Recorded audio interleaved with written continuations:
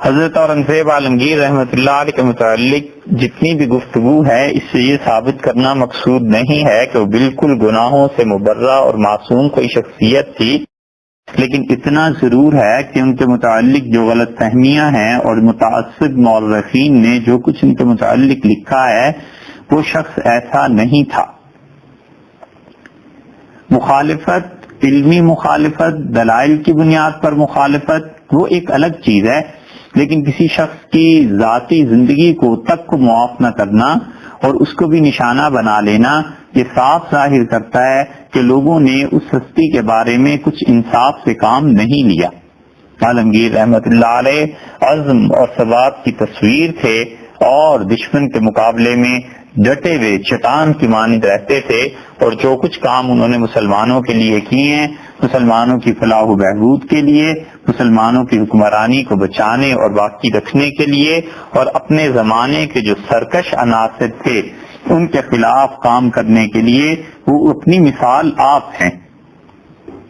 شریعت کا اس قدر لحاظ تھا اور شریعت پر اس قدر ان کی نظر تھی کہ فوج کے سب سے زیادہ بہادر اور شجاع اور بے مثال سپاہی بارہا کے سادات گنے جاتے تھے، اور سادات بارہا یہ وہی ہیں جن کے متعلق تاریخ میں آتا ہے کہ اتنے حد سے بڑھ گئے تھے کہ ایک زمانے میں یہ کنگ میکر کہلاتے تھے، جس کو چاہتے تخت پر بٹھا دیتے، جس کو چاہتے تھے تخت سے اتار لیتے تھے۔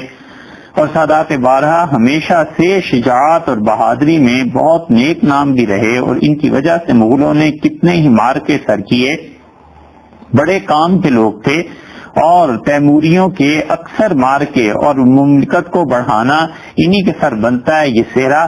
لیکن ایک موقع ایسا آیا کہ ان سادات بارہا نے دربار کے جو لوگ تھے ان سے خانہ جنگی کی، تو آپس میں جب لڑائیاں پھیلیں اور شروع ہوئیں تو عالمگیر اورنگزیب رحمت اللہ علیہ نے کہا کہ قاضی کے پاس مقدمہ پیش ہو۔ دونوں طرف کی شکایتیں ان کے پاس پہنچی، سادات نے بھی شکایتیں کی اور جو دربار میں اور امراء تھے انہوں نے بھی شکایتیں کی، تو عالمگیر رحمت اللہ نے فرمایا کہ اس کو قاضی صاحب کے پاس بھیجا اور ان سے فیصلہ کراؤ۔ جب یہ بات وہ کہہ چکے تو سادات نے ان کے پس پشت کسی جگہ کہہ دیا کہ ہم اپنا فیصلہ خود کریں گے۔ عالمگیر رحمت اللہ علیہ غصے میں بالکل ایک دم سے انہوں نے اپنی آستینیں چڑھا لی اور کہا کہ جو لوگ میری تلوار کا مزہ چکھ چکے ہیں، یہ سادات بارہا شریعت کے مقابلے میں ایسے الفاظ ان سے نکالتے ہیں۔ قاضی شریعت کے مطابق فیصلہ کرتا ہے اور یہ کہتے ہیں ہم اپنے فیصلے خود کر دیں گے، ان کو کہو مل کر آئیں اور پھر میرے ساتھ مقابلہ کر کے دیکھیں، اب تک تو نرمی دیکھی، اب سختی بھی دیکھ لیں گے۔ اور یہ کہہ کے انہوں نے کہا جتنے بھی سادات بارہا میرے ذاتی پہرے پر ہیں اور اس محل کے پہرے ہیں سب کو برطرف کر دیا جائے، اور بھیا قلم سارے سادات بارہا کو ایک طرف ہٹا دیا گیا۔ نتیجہ یہ کہ وہ غرور جو ان کے سر میں سمایا ہوا تھا کہ ہم اس سلطنت کا بہت بڑا ستون ہے، سارے کی ساری ہوا اس غرور کی نکل گئی۔ اس لیے اس آدمی کو ہر چیز پر شریعت اتنی واضح، اتنی راجح نظر آتی تھی، اور وہ چاہتے تھے کہ لوگ شریعت کے مطابق اپنے مقدمات کا فیصلہ کریں، اور وہ چاہتے تھے کہ شریعت کی بالادستی بہرحال قائم رہے۔ بڑے بڑے مارکے انہوں نے اپنی تلوار سے سر کیے ہیں، اور بڑے بڑے مشکل مقامات پر، خاص طور پہ جب شہزادہ اکبر نے بغاوت کی اور 70,000 راجپوتوں کو لے کر وہ عالمگیر رحمت اللہ کے مقابلے میں آ گیا، تو عالمگیر کے پاس صرف 1,000 فوج تھی اور باقی فوجیں نہایت دور دراز تھیں، لیکن اس کی استقلال میں ذرہ برابر فرق نہیں پڑا، حتیٰ کہ شہزادہ خود پسواؤ کے واپس چلا گیا، اور شہزادہ اعظم شاہ جس کی دلیری اور بہادری سے لوگ کانپتے تھے، وہ لوگ جانتے تھے وہ کس مزاج کا آدمی ہے، لیکن اس کے پر اثر یہ تھا کہ عالمگیر اورنگزیب رحمت اللہ کا خط جب آتا تھا تو شہزادے کا رنگ زرد بڑھ جاتا تھا، اٹھ کھڑا ہوتا تھا، ایسا آدمی تھا۔ اور اورنگزیب رحمت اللہ علیہ کے بلخ کا واقعہ وہ تو اس چیز کی یاد دلاتا ہے کہ اس نے کس طرح سے اور کس خوش اسلوبی سے اپنے دشمنوں کے خلاف ایک موقف اختیار کیا اور اپنے موقف پر پورا اترا، اور اس نے جو کچھ حق جانا اس کے لیے کام کیا، اور حتیٰ کہ عین میدان جنگ میں ظہر کی نماز کا وقت آیا تو وہ بالکل اطمینان سے اس نے ظہر کی نماز ادا کی، حتیٰ کہ دشمن اس کے اس فعل کی وجہ سے بھاگ گئے۔ ربیع بن وقاص رضی اللہ عنہ نے جو حضور صلی اللہ علیہ وسلم کی حدیث نقل کی ہے اور ابن مندہ نے اپنے مسند میں بیان کی ہے، وہ اورنگزیب رحمۃ اللہ علیہ پہ صادق آتی ہے۔ حضور صلی اللہ علیہ وسلم نے فرمایا تھا ثلاثۃ مواطن لا ترد فیہا، تو 3 مواقع ایسے ہیں جس پر کسی کی دعا رد نہیں کی جاتی۔ دعوت رجل یکون فی بریۃ حیث لا یراہ احد الا اللہ، وہ آدمی جو جنگل بیابان میں کسی جگہ کھڑا ہو اور اللہ کے علاوہ کوئی اسے دیکھنے والا نہ ہو، فیقوم، وہ کھڑا ہوتا ہے، یصلی، اور نماز پڑھتا ہے اللہ کے حضور میں، پھر دعا مانگتا ہے، بس اس کی دعا قبول ہو جائے گی۔ ورجل یکون معہ فئۃ، اور ایک شخص جو میدان جنگ میں دشمن کے سامنے ہو، فیفر عنہ اصحابہ، اور اس کے ساتھی اسے چھوڑ کر بھاگ جائیں، فیثبت، اور وہ آدمی اپنی جگہ پر جمع رہے۔ بارہا ایسے مواقع آئے جب اورنگزیب رحمۃ اللہ علیہ اس معیار پر پورے اترتے تھے۔ ورجل یقوم من آخر اللیل، اور وہ آدمی جو رات کے آخری حصے میں اٹھتا ہے، اللہ سے مانگتا ہے ان کی دعائیں قبول ہوں گی۔ یہ تھے اورنگزیب رحمۃ اللہ علیہ، یہ ان کی شخصیت تھی، یہ ان کی دانائی اور یہ ان کی دانشمندی اور یہ ان کی عقل اور ان کی بڑائی کی باتیں تھیں۔ اسی لیے آخری اس دور میں اگر اتنی بڑی سلطنت اور حکومت اور اس کی فہم و فراست نہ ہوتی اور اگر دارا شکوہ غالب آ جاتا تو پھر ہندوستان میں اسلام کا معاملہ بڑے خطرے میں اور بڑی کھٹائی میں پڑ جاتا۔ اور اس کے مقابلے میں آپ دارا شکوہ کو دیکھ لیجئے، دارا شکوہ کا دربار ہندو فاصلوں سے بھرا رہتا تھا، اور وہ خود بھی ہندوؤں کے علوم اور فنون میں مہارت رکھتا تھا، ہندوؤں کے ساتھ اسے خاص دلچسپی تھی اور ہندوؤں کے علوم کے ساتھ اسے خاص دلچسپی تھی۔ اور اس کے دربار میں ملک الشعراء قوم تھے، سارے شاعروں کے جو بادشاہ تھے، سب سے اچھے شاعر جو کہلاتے تھے وہ تھے براہمن، اور چندر بھان ان کا نام تھا۔ یہ چندر بھان براہمن جو ہیں یہ شاہ جہان کے دور میں سب سے بڑے ہندو ادیب تھے، لاہوری تھے، یہاں پیدا ہوئے۔ اور ملا عبد الکریم اس زمانے کے بہت صاحب علم، ان سے اس شخص نے تعلیم حاصل کی، اور فارسی زبان کا شاعر تھا۔ جہاں تک اس کی شاعری کا تعلق ہے بھائی، شاعر وہ زبردست تھا، براہمن تخلص کرتا تھا۔ فارسی کا دیوان اب تک کتب خانوں میں موجود ہے، اور فارسی ادب میں بڑی نگاہ تھی اس کی۔ افضل خان جو شاہ جہان بادشاہ کے امیر الامراء تھے، انہوں نے اس کی یہ لیاقت دیکھ کے چندر بھان کی اس کی سفارش کی اور اس کو پرائیویٹ سیکرٹری اس کا بنایا، اسٹیٹ کا بھی اور جو بھی کنگ تھا اس کا۔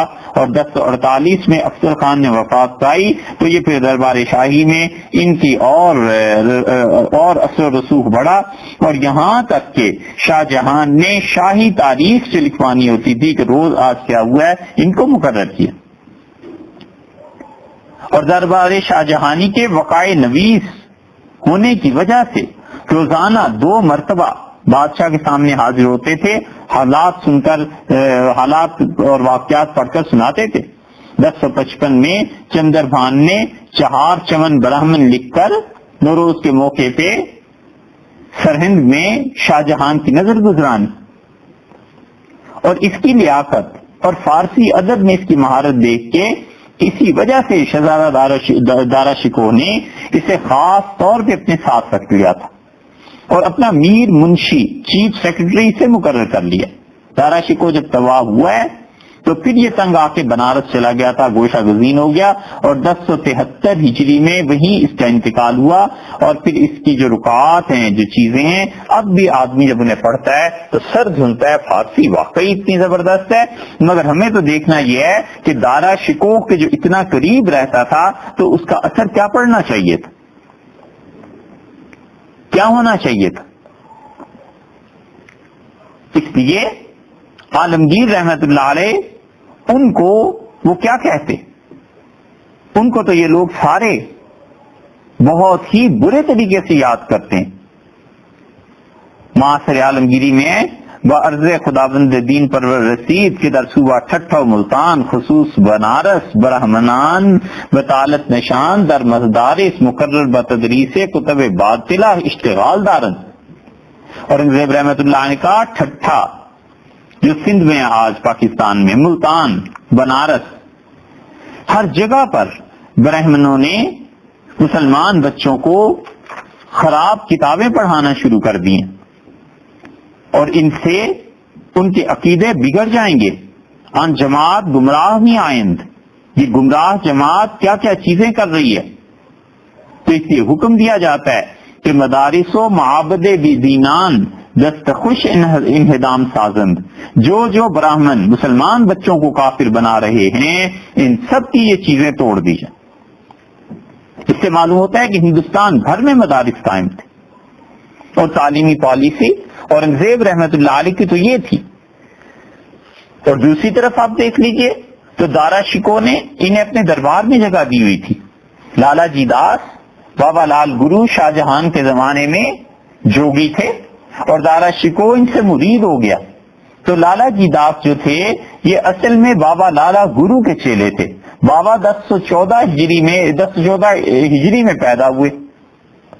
تو ان کے جو خلیفہ تھے بنے لالا جی داس، انہوں نے اپنے گرو کے ملفوظات بھی جمع کیے ہیں، وہ بھی مل جاتے ہیں. اسی طرح بنوالی داس یہ کون تھا؟ یہ شہزادہ دارا شکوہ کا میر منشی تھا. بعض لوگوں نے مورخین نے اس کا نام بھوانی داس لکھا ہے، ہمیں اس کی تحقیق نہیں ہوئی، نہ کرنے کی ضرورت محسوس کی کہ بنوالی ہو یا بھوانی ہو، کوئی بھی ہو. آصفیہ حیدرآباد کے کتب خانے کے فہرست نویس جو ہیں وہ انہیں ولی رام گوسائیں لکھتے ہیں، یہ بھی دارا شکوہ کے قریبی تھے. اور دارا شکوہ نے انہیں اپنا دوسرا سیکرٹری رکھ لیا تھا. چوتھا آدمی آپ دیکھ لیجئے، رائے بہار مل کا بیٹا تھا. اور رائے بہارا محل نے جب شاہ جہان بادشاہ کے 20 سال پورے ہوئے تو بادشاہ سلامت کی عنایات ہوئی، اور رائے کا خطاب انہیں اس وقت ملا، اور دارا شکوہ نے انہیں اپنا دیوان مقرر کیا، اور اس کو ہی نہیں اس کے بیٹے بندرا بن کو بھی اس نے اپنے پاس رکھا. اور پھر وہ اس کا بیٹا وہ بڑا ذہین تھا، اور اس کو سمجھ آ گئی کہ یہاں تو معاملہ کچھ اور ہے، اور اس نے دارا شکوہ کو چھٹی دلائی اور خود چلا گیا اورنگزیب رحمت اللہ علیہ کے پاس. اور اورنگزیب رحمت اللہ علیہ نے پھر اس شخص کی صلاحیتوں کی قدر کی اور اورنگزیب نے اسے رکھا. مگر یہ اورنگزیب پر اثر انداز کیا ہو سکتا تھا؟ یہ تو سارے کے سارے لوگ اثر انداز ہوئے، ہندو جتنے تھے اور عیسائی تھے یہ سب اثر انداز ہوئے دارا شکوہ پہ. اور دارا شکوہ بد مذہب ہو گیا، لا دین ہو گیا، کوئی دین رہا ہی نہیں. ہے تو بڑا طویل اقتباس لیکن اس کو نقل کرنا ضروری ہے. برنیر نے اپنا جو سفر نامہ لکھا ہے اس کے زمانے میں یہاں آ گیا تھا، اور برنیر کو دانشمند خان نے اپنے گھر رکھ لیا تھا تو دہلی میں رہا. شاہ جہان کا دور اس نے دیکھا ہے آخری، اور اورنگزیب رحمت اللہ علیہ کا دور بھی دیکھا ہے. تھا یہ فرانسیسی، اور اس نے دارا کے ساتھ اس کی دوستی تھی، اس لیے دارا کے حالات بھی لکھے. History of the states, Bernier's travels in the Mughal empire, اس نام سے یہ کتابیں مل جاتی ہیں. بلکہ ہسٹری آف دا اسٹیٹس تو اس کتاب کا ایک چیپٹر ہے، اور دارا کا بڑا اچھا دوست ہے. لیکن جو کچھ اس نے دارا میں دیکھا ذرا وہ بھی سن لیجئے. اپنے سفر نامے میں لکھتا ہے کہ دارا was not deficient in good qualities, دارا میں اچھی باتوں کی خوبیوں کی کمی نہیں تھی. He was courteous in conversation، گفتگو میں یہ بہت خوش اخلاق تھا. Quick at repartee، جواب دینے میں بہت برجستہ جواب دیتا تھا. Polite، اور اس کے ساتھ ساتھ یہ شریف بھی تھا، نرم مزاج کا تھا. And extremely liberal، اور حد درجہ آزادی میں بڑھا ہوا تھا. حد درجہ آزاد تھا. تو جب حد درجہ آزاد جو شخص ہوگا اس کو مذہب دین کی کیا پرواہ رہے گی. But he entertained to exalted an opinion of himself، اور اس میں یہ بات بھی تھی کہ یہ اپنی رائے کو سب سے مقدم اور بلند سمجھتا تھا، عقل کل بنا ہوا تھا.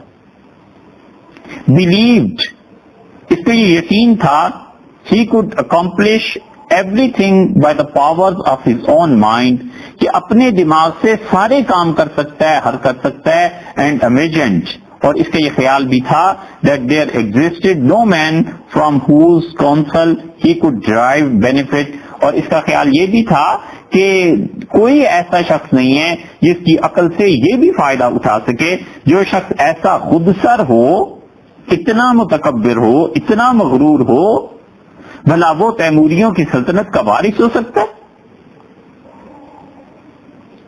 He spoke disdainfully of those who ventured to advise him. جو لوگ اس کو نصیحت کر سکتے تھے, جن لوگوں کو یہ موقع حاصل تھا, ان کے ساتھ اس کا رویہ توہین آمیز تھا.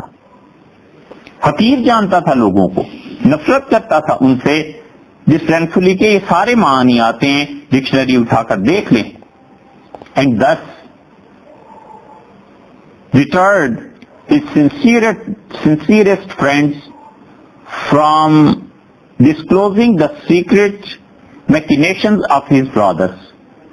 اور جو اس کے بھائیوں کی سازشیں تھیں, ان پر اس طرح سے پردہ پڑ جاتا تھا, نہیں ہو سکتی تھی اس کے سامنے واضح کہ جو اس کے بہت مخلص دوست تھے ان سے بھی اس کا رویہ مناسب نہیں تھا. He was very irascible, اور یہ آدمی ایسا تھا کہ بہت زیادہ گرم مزاج کا تھا. ایپٹومنس, دھمکیاں دیتا تھا اور آنکھیں نکالتا تھا. ابیوزو, گالیاں دینے والا تھا. And insulting even to the greatest عمراز, اور لوگوں کے ساتھ توہین آمیز رویہ تھا, حتیٰ کہ بڑے بڑے عمرا کے بھی یہ توہین کر گزرتا تھا.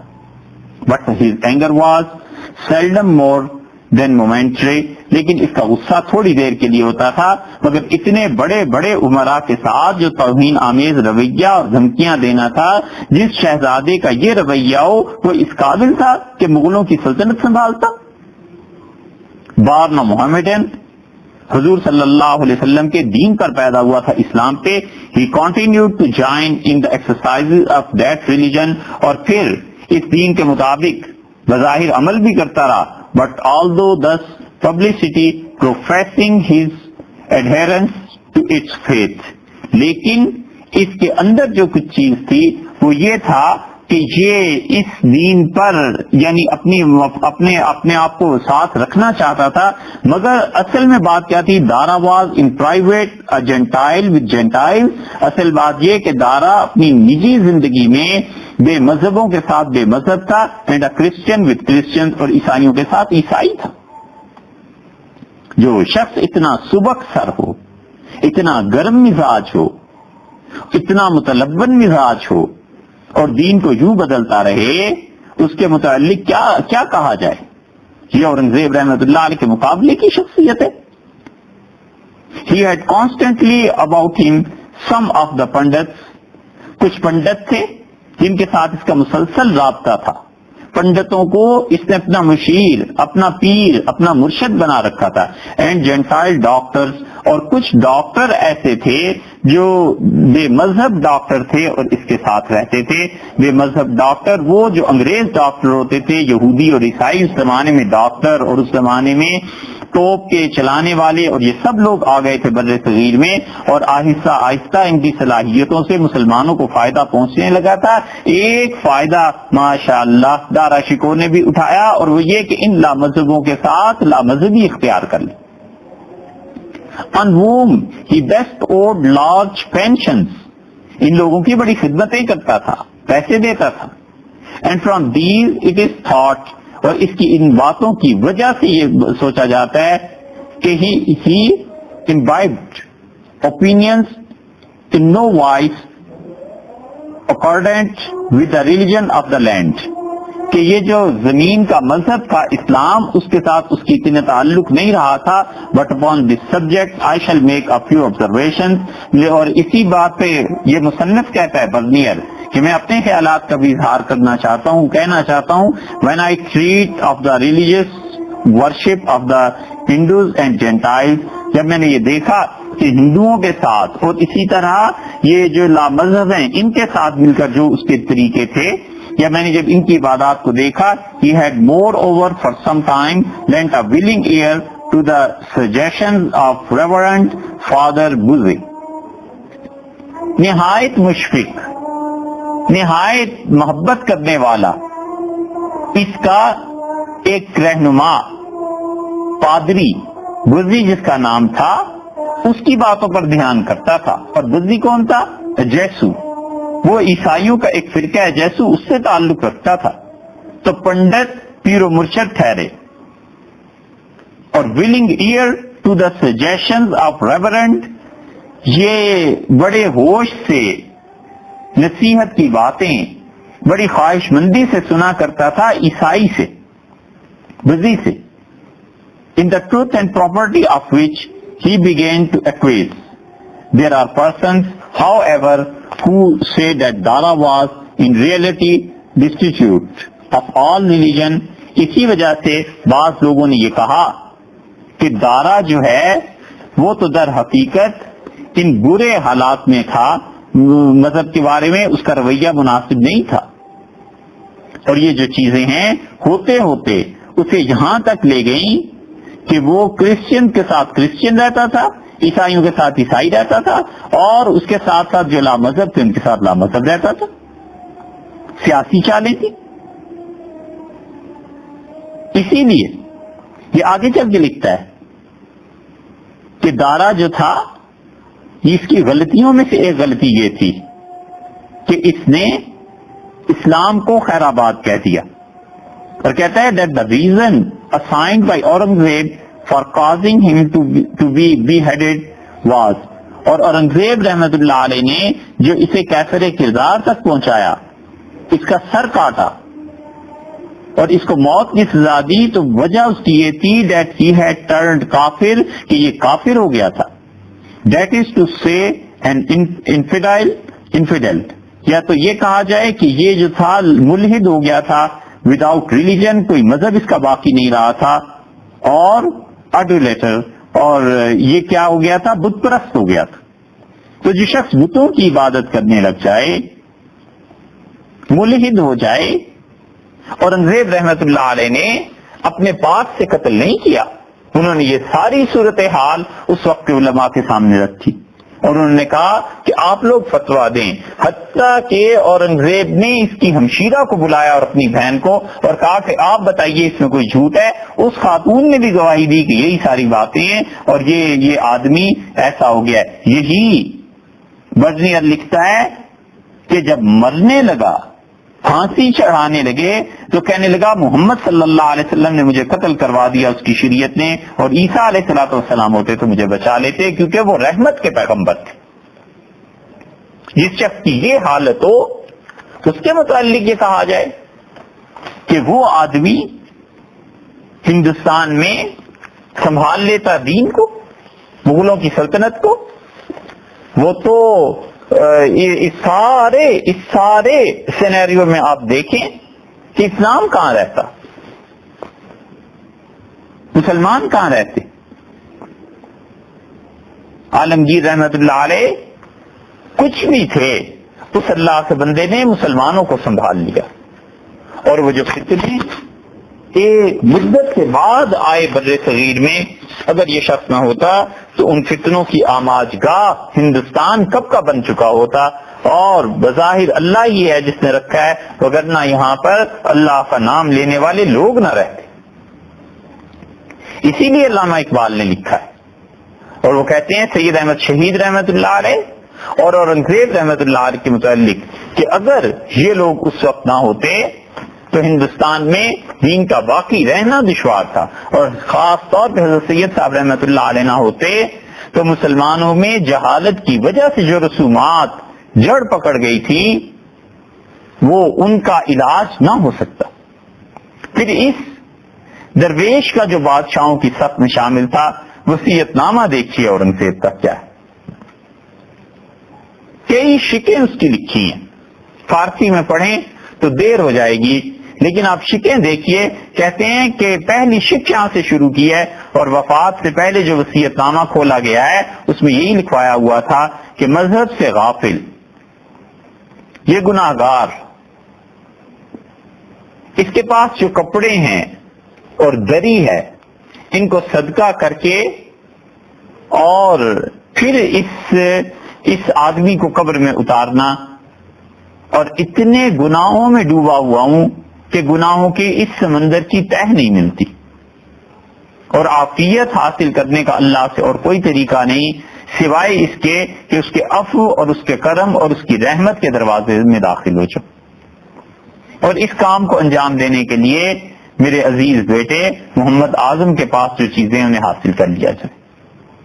دوسری شک لکھی ہے کہ میں نے جو ٹوپیاں سی ہیں ان میں 4 روپے 2 آنے، ایک آیا جو کام کرتی ہیں بیگا، ان کے پاس میں نے رکھوائی ہے یہ رقم 4 روپے 2 آنے، اور اس رقم کو لے کر اس بے سہارا انسان پر چادر ڈال دینا جب میری میت ہو جائے، انتقال ہو جائے۔ پھر آگے سنیے کیا لکھتے ہیں، کہتے ہیں کہ میں نے قرآن کریم کو جو نقل کیا ہے اور پھر اس کو بیچا ہے تو یہ محنت کرنے سے 350 روپے مجھے ملے ہیں، تو میری موت کے بعد ان 350 روپے کو فقیروں میں تقسیم کر دینا، لیکن ان 350 روپے سے میرا کفن یا کوئی بھی چیز یہ خریدنا نہیں ہے، کیونکہ شیعہ علماء جو ہیں وہ یہ کہتے ہیں کہ قرآن کریم کو اس طرح بیچنا جائز نہیں، تو چونکہ ان کے نزدیک جائز نہیں ہے لہٰذا یہ پیسہ 350 مشکوک ہو گئے، کیونکہ علماء کا ایک گروہ اہل تشریع فتویٰ دیتے ہیں اس کے حرام ہونے کا، تو اس لیے مجھے کفن بھی حرام کا نہ پہنا دینا، کہیں یہ پیسے خرچ کر دینا اور فقراء میں تقسیم کر دینا۔ جو لوگ کہتے ہیں کہ اورنگزیب رحمت اللہ علیہ ان حضرات کے خلاف تھے، انہیں سوچنا چاہیے کہ جو شخص مرتے ہوئے بھی اتنا خیال کرے کہ علماء اہل تشریع ان کا مسلک اور ان کا فتویٰ یہ ہے، لہٰذا اس اختلاف سے بچا جائے شیعہ سنی کے اور وہ پیسے خیرات کر دیے جائیں، اس شخص کے متعلق تعصب کا الزام دیتے ہوئے کچھ تو خیال کرنا چاہیے۔ شہزادہ علی جاں محمد اعظم میرے لڑکوں میں میرا قریب ترین ہے، اور اگر وہ شریعت کے خلاف کوئی رسوم ادا کرے گا تو یہ اس کا اپنا کام ہے، اور جو کچھ میری موت کے بعد میرے ساتھ ہوگا میں ان کاموں کے متعلق اللہ کے ہاں جواب دہ نہیں ہوں، اس لیے کہ مردہ شخص زندہ لوگوں کے ہاتھ میں ہوتا ہے، لیکن میں نصیحت کرتا ہوں کہ میری ساری رسومات تجہیز و تکفین کی یہ اہل سنت والجماعت کے مسلک کے مطابق ادا کی جائے۔ یہ کہتے ہیں مذہب کی راہ چھوڑ دینا گمراہی کی وادی میں بھٹک جانا ہے، وہ جیسا آوارہ کردار کا آدمی اس کو ننگے سر دفنایا جائے، کیونکہ بادشاہوں کے بادشاہ کے حضور پیش ہونا ہے، اور مجرم جب بادشاہوں کے ہاں جاتا ہے تو ننگے سر ہی ہوا کرتا ہے، اور ننگے سر والا یقیناً بادشاہ کی رحمت کا استحقاق رکھتا ہے، مستحق ہوتا ہے، ممکن ہے مجھ پر مہربانی سزا سے بھی کی جائے۔ پھر کہتے ہیں کہ میرے جنازے کو چارپائی پر جب لٹا دیا جائے تو چاندی اور سونے تانبے ان سے منقش چادریں جو مغل بادشاہوں پہ ڈالی جاتی رہی ہیں بالکل نہ ڈالی جائیں، اور عام غزی کا کپڑا لے کے اور سادہ کپڑے سے میرے جسم کو ڈھانک دیا جائے۔ گلوکار جو جلوس نکالتے ہیں اور حضور اقدس صلی اللہ علیہ وسلم کا یوم ولادت جو مناتے ہیں، اس طرح کے جلوس میرے جنازے کے ساتھ ہرگز نہ نکالے جائیں، اور اسلام کے خلاف جتنی بھی رسومات ہیں ان کو نہ انجام دیا جائے۔ پھر کہتے ہیں کہ لیکھ پال پٹواری ہے، اور پٹواریوں کے کام کے لیے بہترین لوگ میرے زمانے میں ایرانی تھے، اور ہمایوں بادشاہ کے زمانے سے لے کر آج تک ان میں سے کوئی فرد میدان جنگ سے منہ موڑ کر نہیں بھاگا، اور کبھی حکومت عدولی نہیں کی، اور میں نے انہیں کبھی اعتماد کو ٹھیس پہنچاتے نہیں دیکھا، لیکن جو بھی میرا جان نشین ہو میں اس کو کہتا ہوں کہ ان کے ساتھ نباہ کرنا بڑا مشکل ہے، کیونکہ ان میں سے ایک ایک آدمی کی یہ خواہش ہے کہ اسے 1000 گنا زیادہ عزت اور احترام دیا جائے. تو دیکھو تم کسی بھی طرح لیکن انہیں مطمئن رکھنا، اور ان کے لیے اگر حکومت کی پالیسی میں تبدیلی لانی پڑے جو میں نے پالیسی رکھی تھی تو بھی نامناسب بات نہیں ہے، مگر ان لوگوں کا اطمینان ضروری ہے. پھر آگے لکھتے ہیں کہ میں اپنے بعد آنے والے کو کہتا ہوں کہ تورانی سپاہی ہمیشہ پیش قدمی میں، شب خون مارنے میں، چڑھائی میں، اور کسی لڑائی کے دوران جب انہیں کہا جاتا ہے کہ پیچھے آ جاؤ تو پیچھے ہٹنے میں، اور جب کہا جاتا ہے آگے بڑھو تو آگے جانے میں، نہ وہ اپنے کمانڈر پر کوئی شک کرتے ہیں، نہ شرم کا احساس کرتے ہیں، نہ امید ہوتے ہیں. تو دیکھو ان لوگوں پر اعتماد کرنا. پھر آگے لکھتے ہیں کہ رہ گئے ہندوستانی فوجی تو سر دے دینا پسند کرتے ہیں لیکن لڑائی میں اپنی جگہ سے جنبش نہیں کھائیں گے. تو ان پر بھی خاص مہربانی کرنا، کیونکہ کئی مواقع پر جب دوسری قوموں اور قبیلوں نے منہ پھیر لیا، ہندوستان والے تھے جنہوں نے آگے بڑھ کر فتح کے جھنڈے کو تھام لیا. پھر کہتے ہیں 12 کے سادات بڑے نیک لوگ ہیں اور ان کی دعائیں بڑی مؤثر ہیں، اور اللہ تعالی نے نبی صلی اللہ علیہ وسلم کے متعلق قرآن کریم میں کہا ہے کہ میں اپنے رشتہ داروں سے محبت کے علاوہ کوئی بدلہ نہیں چاہتا.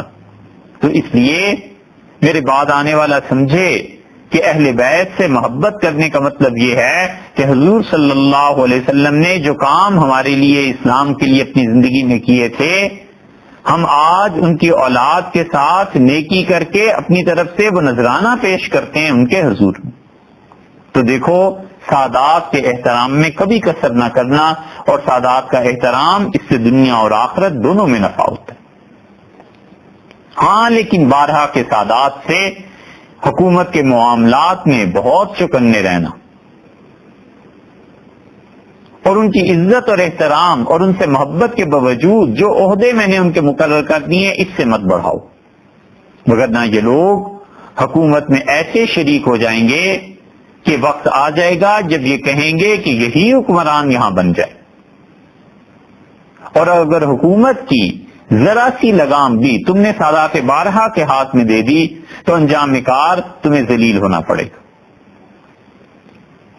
پھر کہتے ہیں میں اپنے بعد آنے والے کو کہتا ہوں کہ مغل حکومت کے گرد و پیش اور دور دراز کے دورے کرتے رہنا.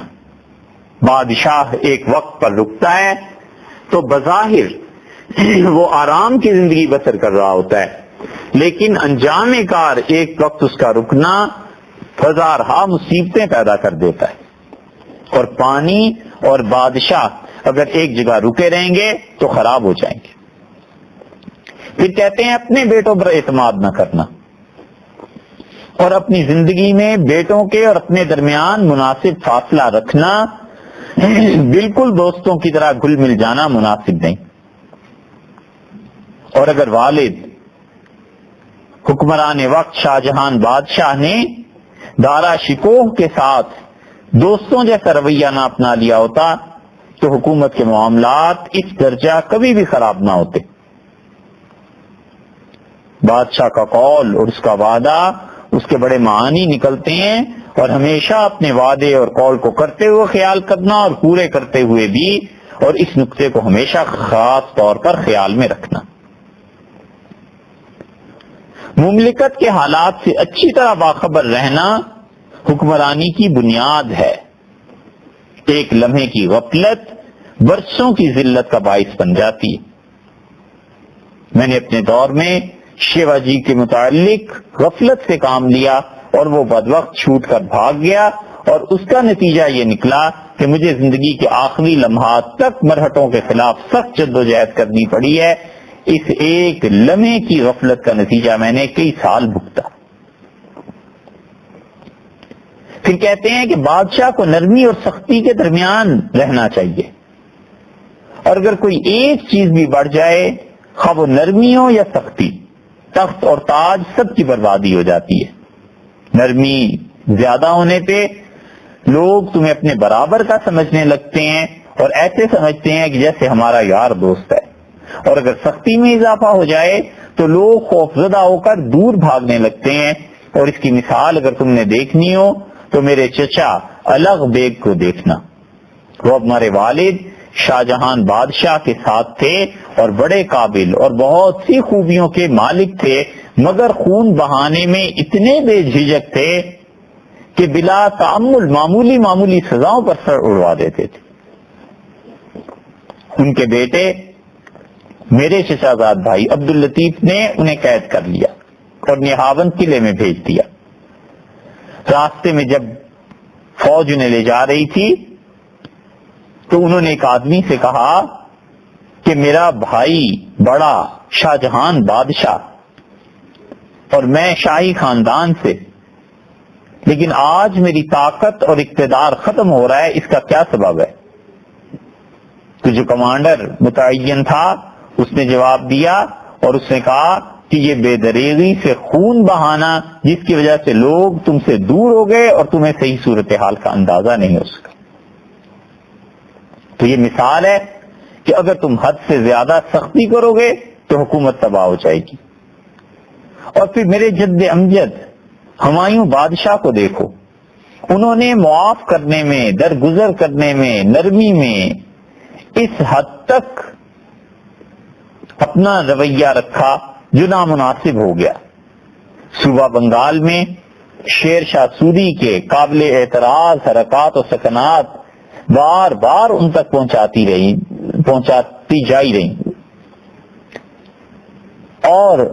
جاتی رہی اور وہ اس کو ٹالتے رہے.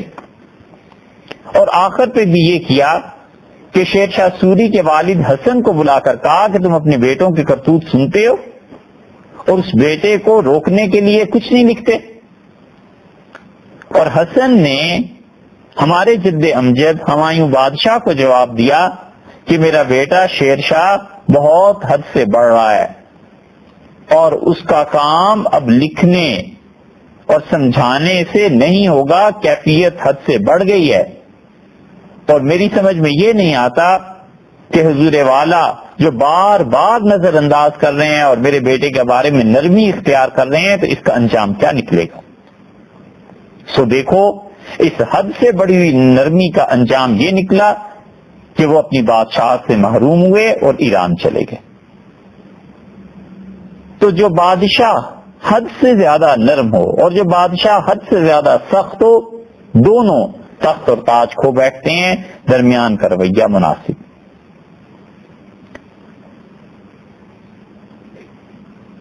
میں اپنے بیٹے شہزادہ محمد اعظم کو یہ کہتا ہوں کہ میں نے تمہاری تربیت کی وجہ سے تمہیں چند سال تک قید خانے میں رکھا اور میں نے بڑا جبر کر کے اپنی طبیعت پر تمہیں اتنی کڑی سزا دی،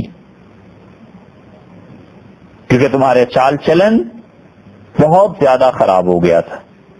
اس کے باوجود تم مستقبل میں اپنا بادشاہ ہونا طے سمجھو اور اپنی زندگی میں ہی میں نے تمہیں بادشاہت کے لیے منتخب کیا. اور بھی کچھ چیزیں، لیکن جو آسان اور عام فہم تھی وہ یہ تھی اس اللہ کے بندے نے اس طرح حکومت کو چلایا اور اپنے بعد آنے والوں کے لیے ایک روشن نشان چھوڑ کر گئے. 20 کارنامے جو تاریخ نے محفوظ رکھے. ایسے نہیں ہے کہ اورنگزیب عالمگیر رحمت اللہ علیہ نے پورے ہندوستان کے مذاہب کو ایک قرار دیا. انہوں نے کہا کہ ہندو الگ ہیں اور مسلمان الگ ہیں اور ہمارا دین اور مذہب میں ایک دوسرے کے ساتھ کوئی جوڑ اور میل نہیں ہے. ہم عزت اور احترام کے ساتھ رہیں اور بادشاہ ہندوؤں کے لیے بھی بادشاہ ہے، مسلمانوں کے لیے بھی بادشاہ ہے، لیکن یہ نہیں ہو سکتا کہ کوئی بھی دین دوسرے دین میں ایسے ملا دیا جائے کہ تمام ادیان کو ایک تصور کر لیا جائے. اور دارا شکوہ کی پالیسی یہ تھی کہ وہ یہ سمجھتا تھا کہ سارے دین ایک. اسی لیے علامہ اقبال نے جہاں اورنگزیب عالمگیر رحمت اللہ علیہ کا تذکرہ کیا، آپ ان کے کلیات اٹھا کر دیکھیے. اسرار خودی میں کتنے عمدہ الفاظ کے ساتھ وہ اورنگزیب رحمت اللہ علیہ کا تذکرہ کرتے ہیں. رموز بے خودی جہاں سے شروع ہوتی ہے وہاں پر انہوں نے حکایت شیر و شہنشاہ عالمگیر رحمت اللہ علیہ کا عنوان باندھا ہے اور پھر کہتے ہیں شاہ عالمگیر گدو آستاں اعتبار دودمانی گورگاں گورگانی تیموری مغل ان کا والا اعتبار شہزادہ ہندوستان جیسی عظیم سلطنت کا بادشاہ پایہ اسلامیہ برتر ازو احترام شرع پیغمبر ازو. مسلمانوں کا جو استحکام ہندوستان میں ہوا اور مسلمان برتر اور جو غالب ہوئے یہ اسی شخص کی وجہ سے ہوئے احترام شرع پیغمبر ضو اور حضور صلی اللہ علیہ وسلم کے دین کا ادب اور احترام جو اس زمانے میں قائم رہا اس کی اصل بنیاد بادشاہ عالمگیر رحمت اللہ علیہ. درمیانے کارزارے کفر دی ترکش مارا خدنگے آخری. اسلام اور کفر کا جو مارکا ہوا ہے اس پر صغیر میں ہماری ترکش کا یہ آخری تیر تھا جو ہم نے چلایا. اس کے بعد ایسا تیر ہمیں نہیں ملا. یہ ہے وہ چیز جو ہم بار بار عرض کرتے ہیں کہ 300 برس میں اس پوری امت میں ایک آدمی ایسا ہم پیدا نہیں کر سکے. مر گئی ہیں وہ مائیں اور ٹوٹ گئے ہیں وہ ہاتھ جو اتنے شیروں کی تربیت کرتے تھے. تخم الہاد کے اکبر پرورید بعض اندر فطرت دارا دمید الہاد کا بے دینی کا دین الہی کا خدا سے ہٹ جانے کا جو بیج اکبر بادشاہ نے لگایا تھا اور پروان چڑھایا تھا یہ پودا دوبارہ پھوٹا ہے اور دوبارہ یہ پودا الہاد اور کفر اور گمراہی کا ہندوستان میں اس نے سر اٹھایا ہے. دارا کی صورت میں دارا دوسرا ملحد پیدا ہو گیا تھا. یہ ایسے ہی نہیں وہی کہہ رہا. یہ وہ آدمی ہے اور یہ وہ آدمی ہے علامہ اقبال جس کی نظر پچھلی تاریخ پر تھی. شمع دل در سینہا روشن نبود ملت ما از فساد ایمن نبود حق گزید از ہند عالمگیر را آن فقیر صاحب شمشیر را. اس ہندوستان میں لوگوں کے جو دل تھے ان کے سینوں میں جو دل تھے یہ اللہ کے دین سے روشن نہیں تھے اور حق جو تھا چھپا ہوا تھا ہندوستان میں. اورنگزیب عالمگیر رحمت اللہ علیہ نے اس حق کو واضح کیا. فقیر صاحب شمشیر را وہ فقیر آدمی جس کے ہاتھ میں تلوار بھی تھی بادشاہ بھی تھا اور فقیر بھی تھا اس نے خدا کے دین کو غالب کیا. از پہ احیاء دی معمور کرد بہر تجدید یقین معمور کرد. اللہ نے اورنگزیب کو ہندوستان میں بھیجا تھا تاکہ دین جو مردہ ہو رہا ہے اس کو زندہ کرے اور اللہ پر بھروسہ اس پر یقین انبیاء علیہ الصلوۃ والسلام کی تعلیمات پر یقین حضور صلی اللہ علیہ وسلم کے دین کو نئے سرے سے زندہ کرنا تجدید کے لیے. اس صدی کی تجدید جو ہوئی ہے اس صدی میں دین کی تو اس صدی کا مجدد یہ عالمگیر رحمت اللہ علیہ تھے. یہی بات طنطاوی نے لکھی. مصری مورخ ہیں وہ بھی یہی کہتا ہے. وہ تو یہاں تک کہتے ہیں کہ اورنگزیب عالمگیر رحمت اللہ علیہ کے بعد چھٹے خلیفہ راشد اورنگزیب تھے. اقبال کہتا ہے اپنی صدی کا مجدد تھا. از پہ احیاء دی معمور کرد بہر تجدید یقین معمور کرد برق تیغش خرمن الہاد سوخت شمع دی در محفل مابت روخت. اس کی تلوار نے الہاد گمراہی یہ تمام دین ایک ہی ہیں اس نظریے کی جڑ کاٹ دی. اس تلوار کی آگ نے اس درخت کو جو اکبر نے لگایا تھا اور دوبارہ دارا اسے پانی دے رہا تھا اس درخت کو سرے سے جلا دیا. اور اورنگزیب ایسے تھے جس شخص نے شمع دین در محفل ما برفروخت جس نے دین کی شمع نئے سرے سے پھر ایک مرتبہ روشن کر دی اور ہماری محفلوں میں دین کا چرچا ہو گیا. گورزوں کا داستاں ہا ساختند وسعت ادراک او نشناختند. جو لوگ ذوق کے اندھے ہیں مرے ہوئے ہیں انہوں نے اورنگزیب کے خلاف داستانیں گھڑی ہیں.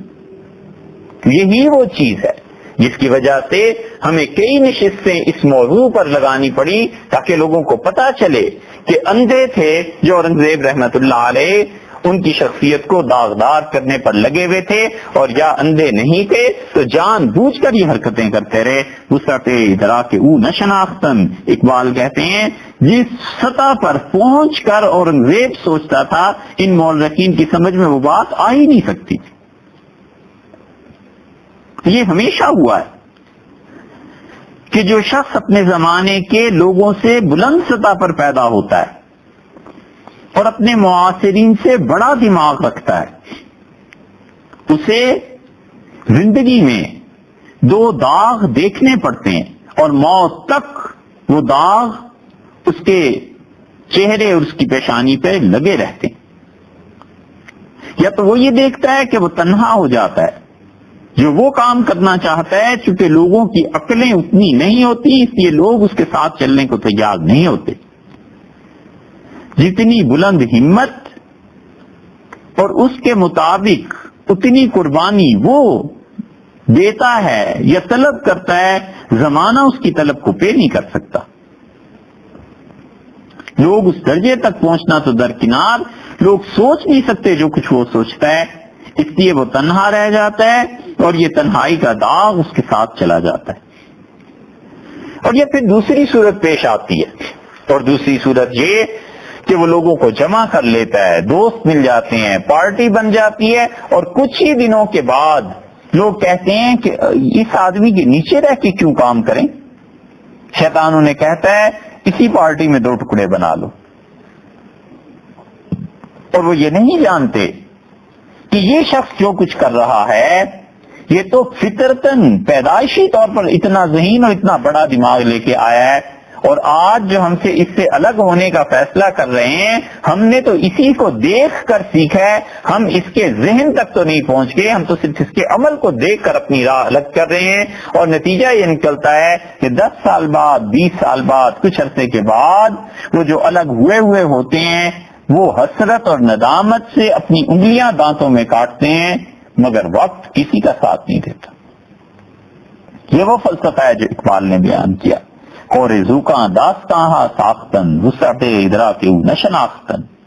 اندھوں نے جن کا ذوق مرا ہوا تھا اورنگزیب کو بدنام کرنے کے لیے کہانیاں گھڑ لی ہیں، اور وہ اس مقام پر پہنچ کے سوچ ہی نہیں سکتے جو سوچ اورنگزیب کی تھی.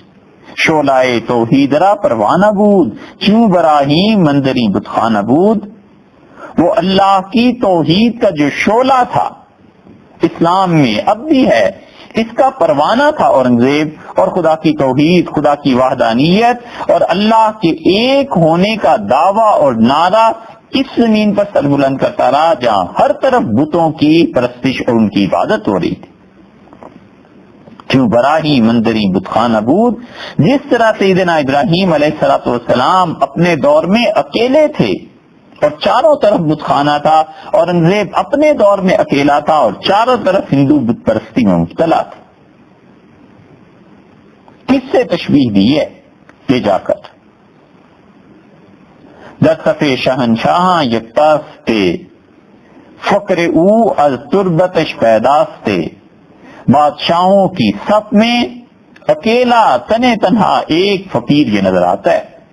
بابر، ہمایوں، اکبر، جہانگیر، شاہ جہان، اور پھر اس کے بعد اورنگزیب رحمت اللہ علیہ کے بعد جو آئے ہیں ان سارے بادشاہوں کو کھڑا کر لو تو ان کی صف میں صرف ایک فقیر یہ نظر آتا ہے جس کو خدا سے تعلق ہے، اور وہ فقر اتنا غالب تھا اس کی زندگی میں، اتنا زیادہ دنیا کی آرائش و زیبائش سے ہٹا ہوا تھا کہ اقبال کہتے ہیں فقر او از تربتش پیداستے، کہ اس کی قبر کو دیکھو آج بھی اس کی قبر کچی بنی ہوئی ہے، اس مٹی سے بھی فقر اور اس مٹی سے بھی ایک طرح دنیا سے بیزاری کی بو آتی. کہنے والے نے کیا خوب کہا ہے اور جس کے بارے میں کہا ہے وہ بھی کیا خوب ہے. رحمہ اللہ. یہ تھے اورنگزیب رحمت اللہ، اور ان کی یہ تعریف اقبال نے ایسے ہی نہیں کر دی کہ جیسے شعراء ہوتے ہیں، بلکہ اس نے بہت سوچ سمجھ کے یہ سارا قصہ بیان کیا. ابھی تو آگے اشعار باقی ہیں. تخم الہادے کے اکبر پر ورید، باز اندر فطرت دارا دمید. وہ الہاد اور بے دینی کا بیج جو اکبر نے بویا تھا، دوبارہ یہ درخت اپنے برگ و ثمر دینے لگا دارا کی صورت میں. اور پھر کیا ہوا؟ پھر اورنگزیب نے اس کا مقابلہ کیا ہے. آج پہ احیاء دی معمور کرد، بہر تجدید یقین معمور کرد. اللہ نے اورنگزیب کو اس صدی میں اس لیے بھیجا تھا، 11ویں صدی میں، کہ وہ خدا کے دین کو زندہ کرے. اور خدا نے اسے مجدد کے مقام پر فائز کیا تھا. بقول اقبال کے وہ کہتے ہیں کہ خدا پر اور اس کے وعدوں پر یقین کی کیفیت جو حاصل ہونی چاہیے، اس کی یقین کی کیفیت کے لیے اس کو خدا نے تجدید کے لیے بھیجا تھا. کتنے بڑے جملے ہیں. لیکن پوری طرح اورنگزیب عالمگیر رحمت اللہ علیہ کے قد و کاٹ پہ پورے اترتے ہیں. سو وہ آیت کریمہ جو سورہ حج کی تھی، اور اللہ تعالی نے اس میں مختلف مذاہب کا ذکر کیا ہے. اس میں دو چیزیں تھیں، ایک تو پہلے بیان ہو گئی، اور دوسری یہ چیز ضمنی طور پر آئی تھی.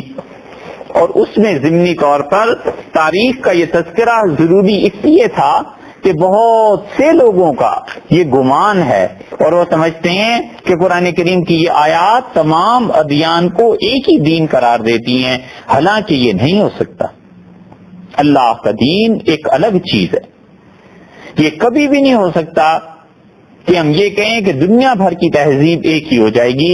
تہذیبوں کی جنگ آپس میں ہے، اور یہ تہذیبیں آہستہ آہستہ ایک دوسرے سے لڑ رہی ہیں. اور کس نے غالبان ہے؟ یہ اللہ ہی کے علم میں ہے. اور اسی طرح جو بھی دین، جو بھی مذہب، جو بھی فرقہ، جو بھی عقیدہ رکھتا ہے، اسے کوئی یہ نہیں کہتا کہ تم اپنے عقیدے کو چھوڑ کر لڑائی اختیار کر لو. ہاں یہ ضرور بات ہے کہ تم اپنے عقیدے پہ رہو نہ رہو، اس سے بحث نہیں ہے، مگر دوسروں کے احترام، عزت اور ان کے ساتھ شفقت اور نرمی کا معاملہ رکھو. اپنے مسلک کو چھوڑو یا نہ چھوڑو، تم جانو تمہارا خدا جانے، مگر دوسرا کوئی بھی آدمی کسی مسلک پر ہے تو اس کی عزت اور اس کا احترام یہ ضروری ہے. اللہ نے اسی لیے فرما دیا یہاں پر کہ جو لوگ ایمان لائے، جو یہودی ہوئے، والصابئین والنصارى، اور جو نصرانی ہیں اور جو صائبین ہیں، والمجوس، اور جو مجوسی ہیں، والذین اشرکوا، اور جو لوگ شرک کرتے ہیں، ان اللہ یفصل بینہم یوم القیامہ، اللہ تعالیٰ قیامت کے دن ان کے درمیان فیصلہ کر دے گا. ان اللہ علی کل شیء شہید، اور اللہ تعالیٰ ہر چیز سے واقف ہے. مراد یہ ہے کہ خدا کا یہ فیصلہ کوئی لا علمی کی وجہ سے نہیں ہوگا، اللہ ہر چیز سے واقف ہے. اسی لیے خدا نے اپنی صرف جو یہاں ذکر کی ہے وہ شہید کے لفظ سے کی ہے نا. تو شہید کا مطلب واقف، کہ اللہ تعالیٰ ایک ایک چیز سے واقف ہے، اس کو پورا علم ہے کہ کس انسان کا کیا عقیدہ ہے، اور اس عقیدے کی بنیاد پر اس انسان کے اعمال کیا ہیں. تو اللہ تعالیٰ عقائد کے سلسلے میں پرکھے گا، اور پھر اس کے بعد انسانوں کے اعمال کو پرکھے گا. اور عقائد اور اعمال